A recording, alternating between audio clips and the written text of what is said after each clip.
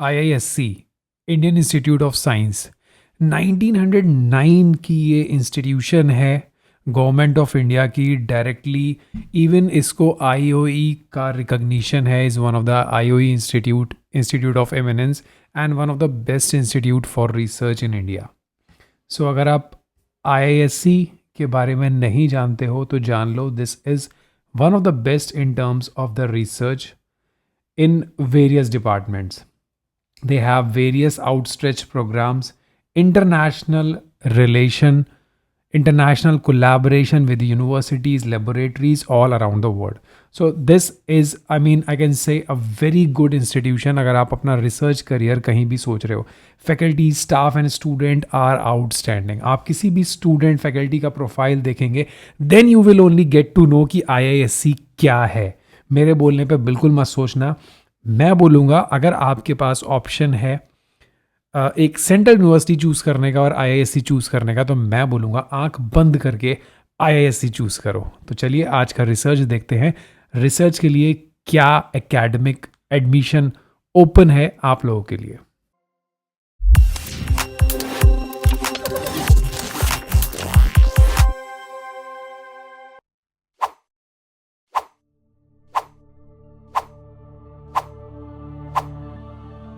So this is another best opportunity for everyone. ये IISC का PG PhD programme, और जिसको मैं सबसे ज़्यादा फोकस करता हूँ वो है this one, fourth integrated PhD programmes. So यार, if you are eligible in any of them यार, और कोई ऐसा एलिजिबल हो जो ग्रेजुएशन किया हो, मास्टर्स में एडमिशन लेने वाला हो, या मास्टर्स किया हो PhD में, या ग्रेजुएशन किया हो और इंटीग्रेटेड PhD में, then please share this video to all of those who are really interested, because ऐसे फॉर्म्स कभी कभी आते हैं और एक बार निकलने के बाद you have to just compromise with your career. See, यहाँ पे रिसर्च प्रोग्राम है जिसके अंदर PhD और MTech इंक्लूड है। कोर्स प्रोग्राम है वो इंजीनियरिंग के हैं। Then course programme in science, उसके अंदर MSc इन लाइफ साइंस और MSc इन केमिकल साइंस। तो जो मास्टर्स करना चाहता हो लाइफ साइंस और केमिकल साइंस में, वो भी इसके अंदर अभी कर सकता है, ओपन है। इंटीग्रेटेड PhD प्रोग्राम है और एक्सटर्नल रजिस्ट्रेशन प्रोग्राम जिसके अंदर PhD आती है। तो अगर आप कहीं जॉब कर रहे हो, किसी R&D में हो, किसी इंडस्ट्री में हो, और एक्सटर्नली रजिस्टर होना चाहते हो PhD के अंदर, तब भी आपको IISC मौका दे रहा है ये काम करने के लिए। सो देखते हैं क्या एलिजिबिलिटी है, ध्यान से देखना। जो लाइक लास्ट डेट है उससे पहले अगर आप अभी फाइनल ईयर में हो, लेट से आप मास्टर्स के फाइनल सेमेस्टर में हो, तब भी आप इसको अप्लाई कर सकते हो। फाइनल रजिस्ट्रेशन से पहले आपको सारे डॉक्यूमेंट्स देने होंगे वाइवा वॉइस से पहले, ठीक है। तब तक अगर आप डिग्री प्रोड्यूस कर सकते हो, then you are eligible to apply this programme, right. So सबसे पहले हम देखते हैं अपने जो सबसे ज़्यादा व्यूअर्स हैं वो हैं रिसर्च प्रोग्राम के अंदर जो है PhD। सो PhD जो है साइंस फैकल्टी के अंदर है। In science faculty there are a lot of options, like from astronomy to chemistry, biochemistry, ecological science, high energy, inorganic chemistry, material science, mathematics, microbiology, cell biology, सब कुछ होता है इसके अंदर। IISC का अगर आप इंफ्रास्ट्रक्चर देखोगे, it is very good, very huge, fully equipped with well trained like faculties. उसके बाद MTech रिसर्च इन PhD इन इंजीनियरिंग, तो ये इंजीनियरिंग के लिए है बेसिकली, जो नैनो साइंस इंजीनियरिंग या सिविल इंजीनियरिंग, इलेक्ट्रिकल इंजीनियरिंग में काम करना चाहते हैं। फिर कुछ है इनके पास इंटरडिसिप्लिनरी एरिया जिसके अंदर बायो इंजीनियरिंग, मैथमेटिक्स साइंस, ठीक है, bio engineering, water research, cyber physical system, climate change, brain computation and data science, ये बहुत ही अच्छे हैं, ब्रेन एंड आर्टिफिशियल इंटेलिजेंस। सो अगर आप इंटरडिसिप्लिनरी में करना चाह रहे हो, उसका कुछ स्कोप है। कुछ लोग को होता है मुझे बहुत इंटरेस्ट है साइबर फिजिकल में काम करने का या आर्टिफिशियल इंटेलिजेंस में काम करने का, so these are the best institute, because यही इंटरडिसिप्लिनरी एरिया में काम करवाते हैं, बाकी लोग नहीं करवाते हैं।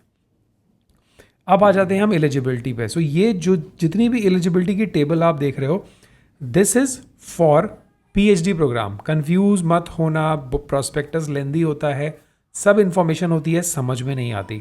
सो this table is for the PhD programme. अगर आपके पास बैचलर्स डिग्री इंजीनियरिंग की है, so you must have a valid GATE score या फिर नेट JRF, ठीक है।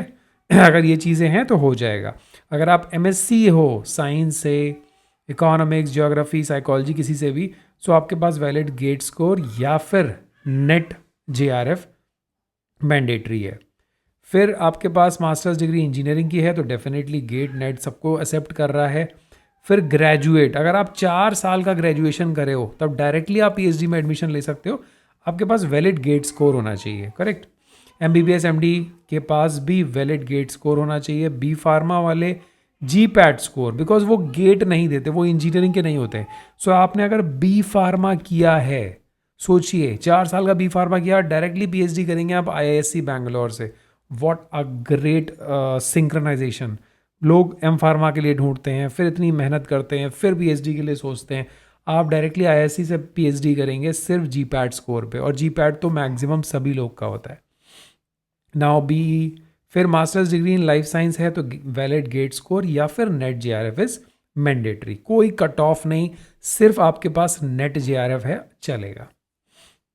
अब आप देखिए GPAT NAT this certificate score should be valid. आपका वैलिड बहुत पुराना स्कोर नहीं होना चाहिए, अगस्त 2024 तक वैलिड होना चाहिए।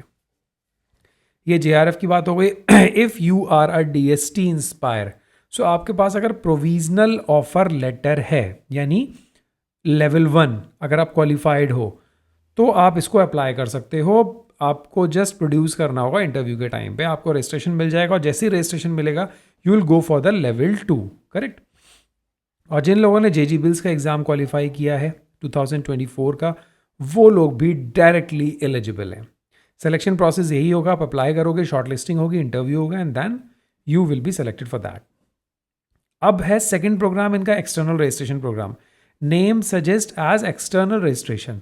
आप एक्सटर्नल स्टूडेंट हो बट आपका रजिस्ट्रेशन होगा IISc बेंगलोर के अंदर। तो कौन लोग? जो प्रोफेशनल्स R&D ऑर्गेनाइजेशन या इंडस्ट्री में काम करते हैं वो लोग कर सकते हैं। Faculty members different institutions, universities के, फॉर एग्जांपल कुछ लोग मास्टर्स के बाद ही नेट निकालने के बाद असिस्टेंट प्रोफेसर बन जाते हैं, PhD नहीं होता है, तो आप वहाँ पे हैं। Then also after giving the NOC and all, you will be registered in this IISc institution. Eligibility आप देख लो, आपके पास CSIR NET JRF is desirable but not mandatory, because आप फैकल्टीज हो, आप काम कर रहे हो, अगर है then it is very good, but ये मैंडेटरी नहीं है। इसीलिए लोग बोलते हैं यार मास्टर्स के बाद अगर जॉब मिल रही है तो सबसे पहले जॉब को एक्सेप्ट करो, ना कि PhD को, बिकॉज जॉब एक्सेप्ट हो जाएगी तो ये सारे क्वालिफिकेशंस खत्म हो जाएंगे। आपको सिर्फ और सिर्फ प्रोफेशनल बनना है और एक्सटर्नल रजिस्ट्रेशन प्रोग्राम के अंदर अपने आप को रजिस्टर करना है। देखिए, candidate must have completed 2 years of full time employment. आपने 2 साल कंप्लीट किए, परमानेंट जॉब ज्वाइन की, 2 साल कंप्लीट किए और अप्लाई करना स्टार्ट कर दिया एक्सटर्नल रजिस्ट्रेशन प्रोग्राम में, और जाके PhD करो। Got it? सिर्फ इंटरव्यू पे आपका सिलेक्शन होगा।